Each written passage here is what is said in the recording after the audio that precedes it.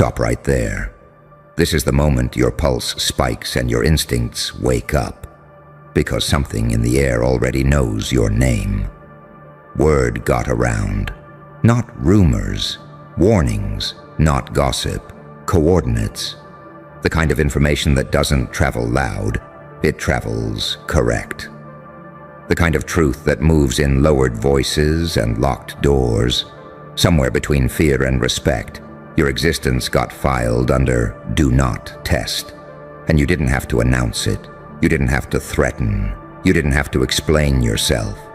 You just became the consequence. That's the part they never saw coming. They thought power was noise. They thought strength was volume. They thought dominance needed witnesses.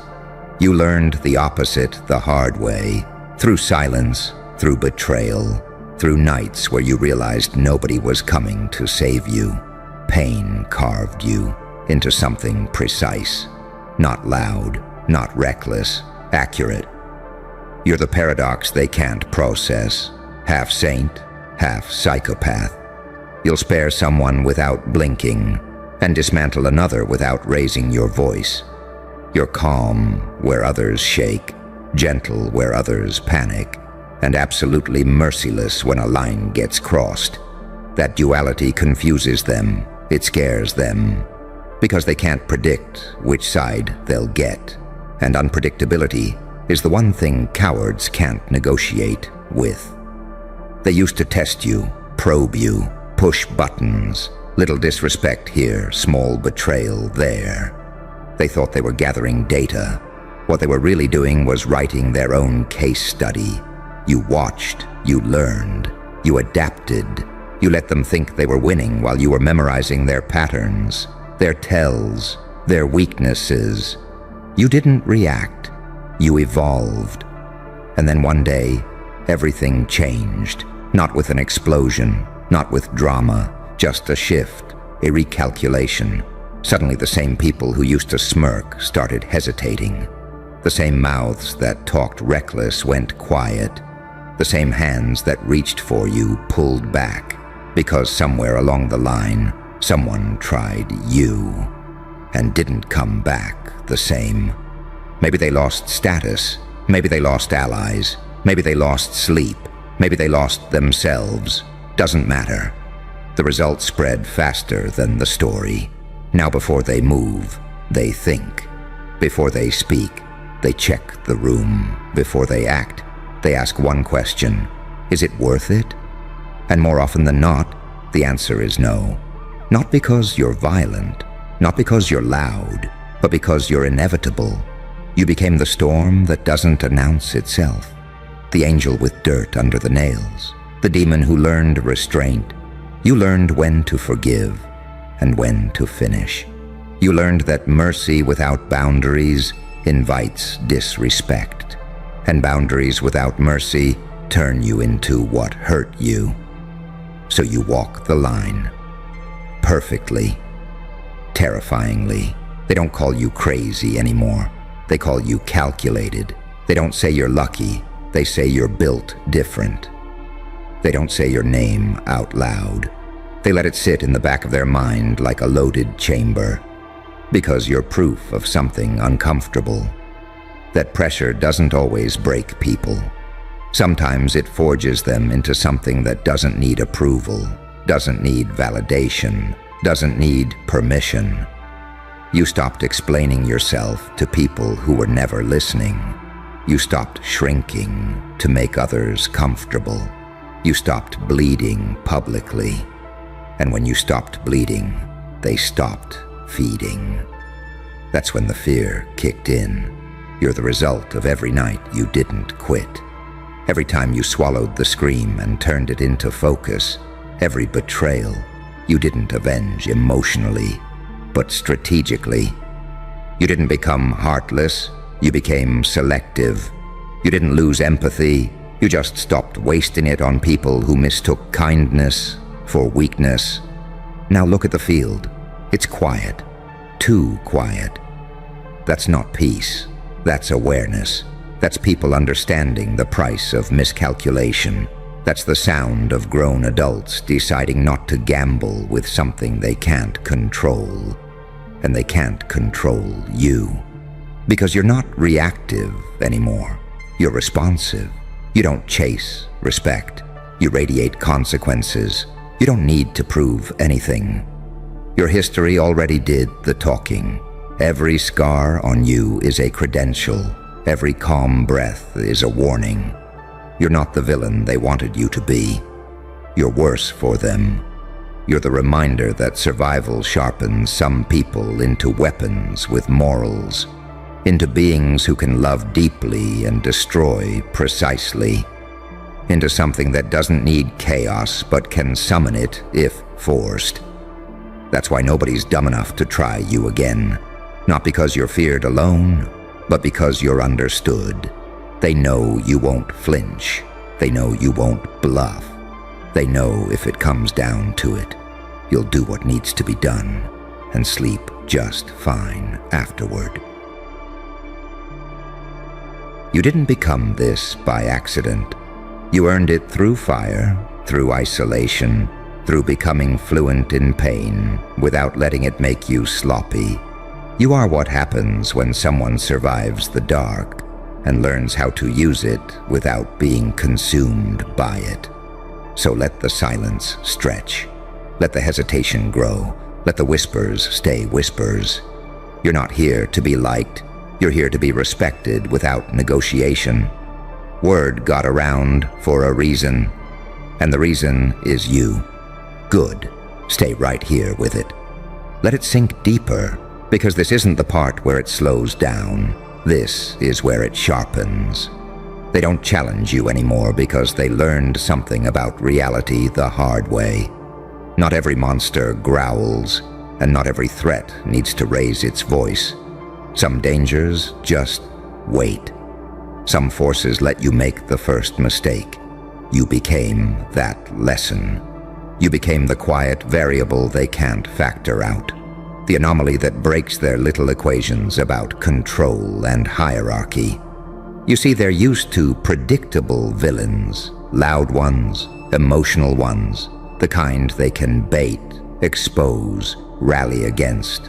But you don't give them a script. You don't perform your anger. You don't telegraph your limits. You smile at moments that make them uncomfortable. You walk away when they expect fireworks. And when you finally act, it's already too late for them to adjust. That's what terrifies them. Because deep down, they know you're not driven by ego anymore. You already lost enough to burn that out of you. Ego needs applause. Ego needs witnesses. Ego needs reassurance. You don't. You operate from something colder, deeper, cleaner. From clarity, from experience, from knowing exactly how much damage silence can do before a single move is made. You didn't become ruthless overnight. You became disciplined. There's a difference they never learned to recognize. Ruthless people act impulsively. Disciplined ones choose when and timing. Timing is where power actually lives. They remember the old version of you, the one who tried to explain, the one who hoped people would understand, the one who thought fairness was automatic and loyalty was mutual. That version is gone. Not dead, retired, put away like a weapon you no longer need because you became something sharper. Now you don't argue. You observe. You don't beg. You decide. You don't chase closure. You create outcomes. And that shift rewired the entire dynamic. People who once tried to dominate you now avoid eye contact. People who underestimated you now overcorrect, trying to be polite, trying to stay neutral, trying not to end up on the wrong side of a story they don't fully understand. They don't know what you're capable of anymore. And that uncertainty eats at them. Because the truth is, you're not dangerous all the time. You're dangerous selectively. And that's worse. That means you're not broken. That means you're not out of control. That means every move you make is intentional, measured, owned. You learned how to hold both sides of yourself without flinching. The light that still feels deeply, the dark that doesn't hesitate. The saint who knows forgiveness can be powerful. The psychopath who understands some doors should never be reopened. You didn't choose one, you integrated both. And integration is what makes you unstoppable. They can't manipulate you with guilt anymore. You've already sat alone with your conscience long enough to know who you are. They can't provoke you with insults. You've survived worse than their opinions. They can't scare you with threats. You've lived inside uncertainty and learned how to breathe there. That's why the atmosphere changes when you enter a room. Even when you say nothing, even when you're calm, even when you're smiling, there's a subconscious recognition happening, something ancient, something primal. People sense when someone has nothing left to prove and nothing left to lose. You move like someone who already paid the price. And that's the final upgrade they didn't anticipate. As someone has already been through the worst, fear stops working on them the way it does on others. You're not reckless, but you're free. Free from the leash of approval, free from the need to be understood, free from the pressure to perform weakness, to make others comfortable. So no, they don't try you anymore. They calculate, they hesitate, they choose safer targets. Because testing you is no longer a game. It's a gamble with consequences that ripple outward. It's not just about losing an argument or a position. It's about losing composure, losing leverage, losing the version of themselves they pretend to be. You became a mirror they don't want to stand in front of. And here's the part you need to remember. Because power fades when people forget why they earned it. You didn't get here by becoming cruel. You got here by becoming precise. You learned when to give grace and when to withdraw access. You learned that boundaries are not walls, they're filters. And anyone who reacts violently to your boundaries was never meant to have access to you in the first place. Let them whisper. Let them warn each other. Let them build myths around what you might do. You don't need to confirm or deny any of it. Mystery does more work than explanation ever could. You're not here to terrorize the world. You're here to move through it unbothered, unplayed, unprovoked. And if someone is dumb enough to forget what you represent, reality will remind them quietly, efficiently, without spectacle. Because you're not chaos. You're what chaos turns into when it learns restraint. And that's why the silence around you isn't emptiness. It's respect mixed with fear. It's the sound of people choosing not to make the same mistake twice. And that silence? That's not the absence of tension. That's tension that learned your name and decided to behave. You can feel it when conversations stop mid-sentence as you pass, when energy shifts without explanation, when people suddenly become careful with their words, softer with their jokes, more respectful with their distance. They don't know exactly what you'll do, but they know you will do something if pushed far enough. And that uncertainty keeps them disciplined. You taught them that lesson without preaching it. See, the mistake they all made was thinking your restraint was weakness. They thought your patience meant you lacked teeth. They mistook your self-control for submission. And for a while you let them believe it, because every hunter knows you don't rush the trap. You let them grow comfortable. You let them expose themselves. You let them underestimate the depth behind your calm. Then, when it mattered, when it actually counted, you moved. Not emotionally, not chaotically, decisively. And that single moment rewrote how they see you forever. They realized you're not ruled by impulse. You're ruled by thresholds. You tolerate until you don't. You forgive until you finish. And when that line is crossed, there's no dramatic explosion, no screaming, no messy aftermath. Just a clean shift in reality where they suddenly understand they misjudged the situation, and you were never who they thought you were. That's the kind of power people don't recover from, because it forces them to confront something ugly about themselves, that they rely on patterns to feel safe. They expect people to stay in the boxes they assign them. Weak stays weak. Kind stays exploitable. Quiet stays harmless. You broke that illusion. You showed them that evolution exists, and it doesn't ask permission. You didn't become louder when you gained power. You became quieter. You didn't start posturing. You started choosing. And selection, who gets access, who gets attention, who gets silence. That's where the real hierarchy lives. You've noticed it, haven't you? The ones who used to challenge you now try to align. The ones who used to dismiss you now seek approval. The ones who used to provoke you now avoid crossing paths.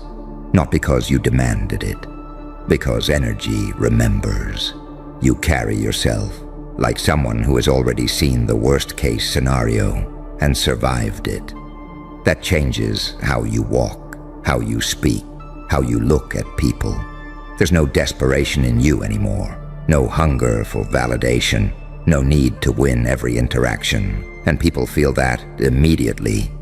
It unsettles them, because desperation is readable, calm is not. They can't tell what you're thinking now. They can't tell what you're planning. They can't tell where the limits are. And humans fear undefined borders more than strict rules. You became the gray zone they don't want to explore. And here's the irony that cuts the deepest.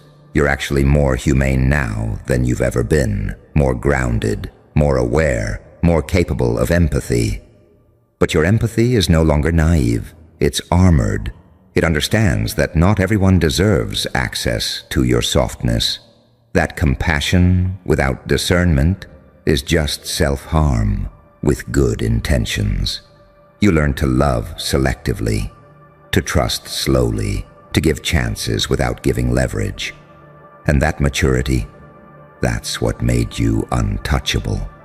Because you're no longer fighting the world, you're navigating it. You don't need to dominate rooms. Rooms adjust to you. You don't need to intimidate. Your presence recalibrates behavior. You don't need to threaten. Your history already speaks. And yes, some people resent you for it. They whisper about you. They build stories. They exaggerate. They mythologize. Let them. Myths are safer than reality, and they'd rather fear a legend than test a truth. Because the truth is simpler and scarier. You're just someone who learned, someone who adapted, someone who refused to stay breakable. You didn't lose your soul in the process. You refined it. You burned away the parts that made you manipulable, left behind the core that can't be shaken. You still feel deeply. You just don't bleed publicly anymore. You still care. You just don't sacrifice yourself for people who wouldn't notice the cost. That's why no one's dumb enough to try you again. Not because you're cruel, not because you're violent, but because you're awake. Awake to patterns, awake to games, awake to intentions hiding behind smiles, awake to the difference between noise and threat, awake to your own power, and calm enough to wield it without losing yourself. And if the world stays quiet around you, good. That means it learned. And that learning didn't come from mercy alone. It came from consequence. Because at some point, someone pushed past the version of you that warned quietly. Someone mistook your silence for safety.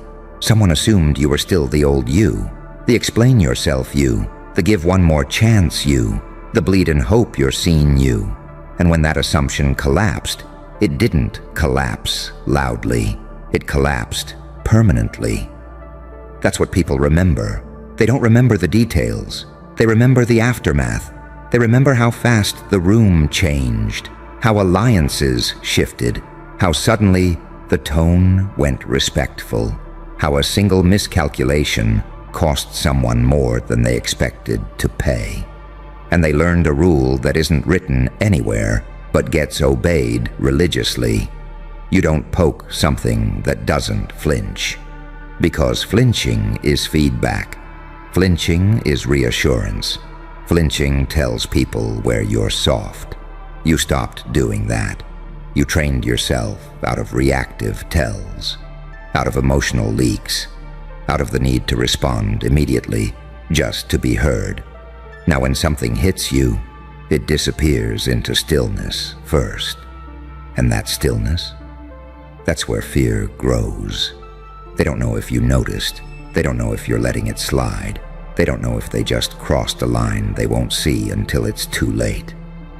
That uncertainty eats at them far more than rage ever could. You became the kind of person whose calm feels heavier than someone else's anger. The kind of person whose patience doesn't invite comfort. It invites self-audit. People start checking themselves around you, rereading their messages, reconsidering their tone, second-guessing their intentions.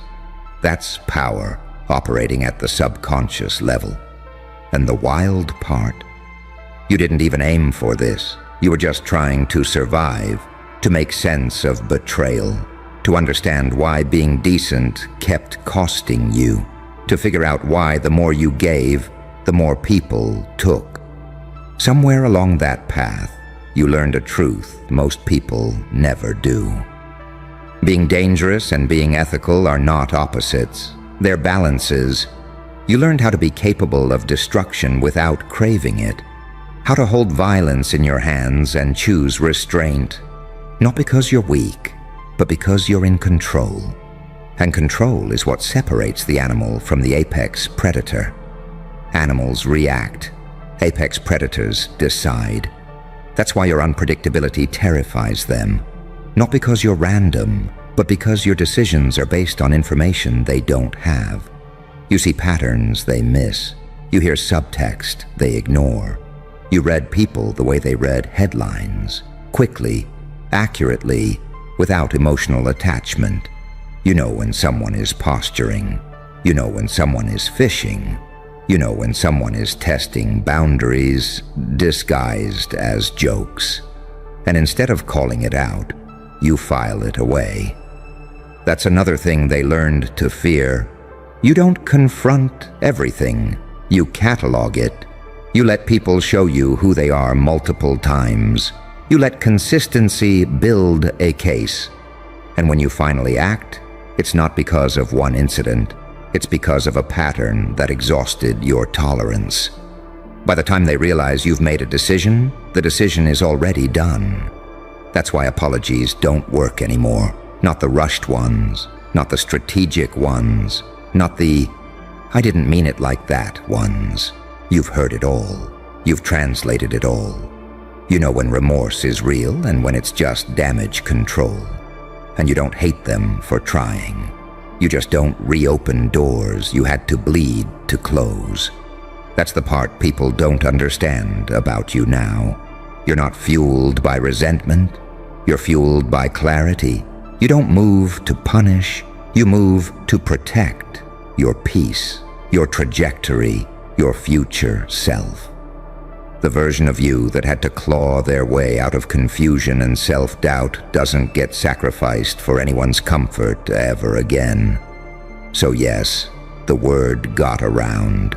It traveled through body language, through sudden politeness, through awkward pauses and forced smiles, through people choosing not to escalate things that used to escalate easily, through silence where there used to be noise, and you let it. You didn't correct the narrative. You didn't soften it. You didn't reassure anyone that you're actually nice if they get to know you. That's not your job anymore. Anyone who needs you to be harmless in order to feel safe was never meant to be close to you. You are not here to be palatable. You are here to be precise.